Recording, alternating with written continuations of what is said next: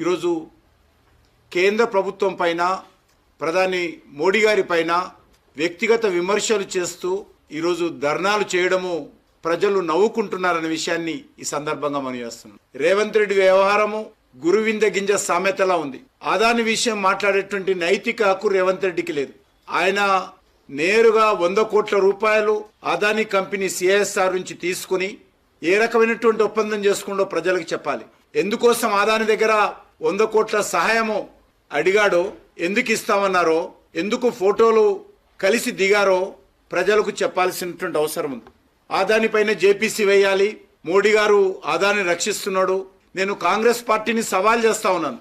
అది రేవంత్ రెడ్డి గాని, రాహుల్ గాంధీ గాని ఏ ప్రాతిపాదికన అదాని పైన చర్యలు తీసుకోవాలో ఏదైనా ఒక్క సాక్ష్యం చూపించాల్సిందిగా కోరుతా ఉన్నాను. ఏ ఒక్కటి కూడా ఈరోజు మన దేశం యొక్క మీడియా ముందు కానీ, మన దేశంలో ఉన్నటువంటి న్యాయస్థానాల ముందు కానీ, దేశ ప్రజల ముందు కానీ ఏ ఒక్క ఆధారాలు చూపించకుండా గత పార్లమెంట్ ఎన్నికల్లో, ఇటీవల జరిగినటువంటి ఎన్నికల్లో వరుసగా ప్రజా వ్యతిరేకతతో విశ్వాసం కోల్పోయి వరుసగా గత 10 సంవత్సరాలుగా అనేక ఎన్నికల్లో ఓటమి పాలవుతూ ఈ రోజు మళ్ళీ అదాని మాట మాట్లాడడం చాలా విడ్డూరంగా ఉంది.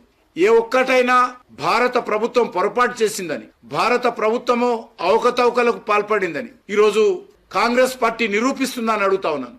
ఏ ఒక్క మాట మీద నిలబడే సత్తా లేక, ఏ ఒక్క సమస్య మీద ఆధారాలు లేక గాలి మాటలు మాట్లాడుతూ ఈరోజు ముందు నెయ్యి వెనుకకు వెయ్యి అన్నట్టుగా కాంగ్రెస్ పార్టీ వ్యవహరిస్తా ఉంది.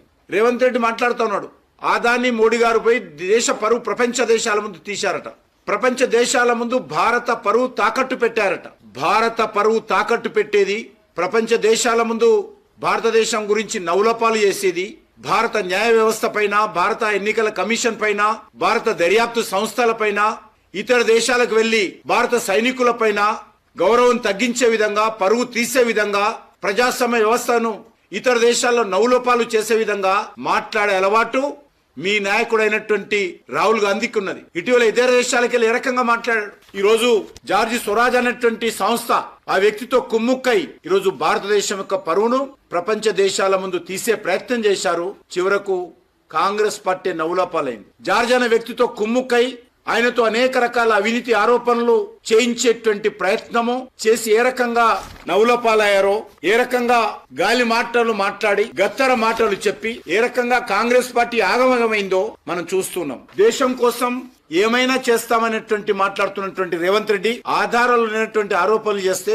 ఏ ఒక్క దేశ పౌరుడు కూడా కాంగ్రెస్ పార్టీ చర్యలను సమర్థించడం మనం చేస్తా ఉన్నాం. నిన్నగాక మొన్న జరిగినటువంటి మహారాష్ట్ర ఎలక్షన్స్, అంతకు ముందు జరిగినటువంటి హర్యానా ఎలక్షన్స్, అంతకు ముందు జరిగినటువంటి జమ్మూ కాశ్మీర్ ఎలక్షన్స్, 6 నెలల క్రితం జరిగినటువంటి పార్లమెంట్ ఎన్నికలు, వరుసగా అన్ని ఎన్నికల్లో ఒకటి తర్వాత ఒకటి ఓడిపోతూ ప్రజలలో ప్రాబల్యాన్ని కోల్పోయినటువంటి కాంగ్రెస్ పార్టీ ఒక నీచమైనటువంటి దిగజారుడు రాజకీయాలు ఈ దేశంలో చేస్తా ఉంది. రాహుల్ గాంధీ ప్రధానమంత్రి కాలేకపోయానని గత 3 ఎన్నికల్లో ఆశ పెట్టుకుని ఎన్నికల్లో పోటీ చేసినా ఈరోజు ప్రజల మద్దతు లేని కారణంగా నిరాశ నిస్పృహలతో ఒక డిస్పరేట్ గా ఈరోజు రాహుల్ గాంధీ వ్యవహరిస్తున్నాడు. ఆయన నడుపుతున్నటువంటి రాజకీయాలు గాని, వ్యవహరిస్తున్నటువంటి తీరు గాని, పార్లమెంట్ లో ఆయన వ్యవహారం చూస్తే చాలా స్పష్టంగా రాహుల్ గాంధీ యొక్క నిరాశ నిస్పృహలకు, ఆయన వ్యవహరిస్తున్నటువంటి తీరుకు అద్దం పడతా ఉంది. రోజు రోజుకు కాంగ్రెస్ పార్టీ ఎందుకు ప్రజల్లో పరువు కోల్పోతుందో,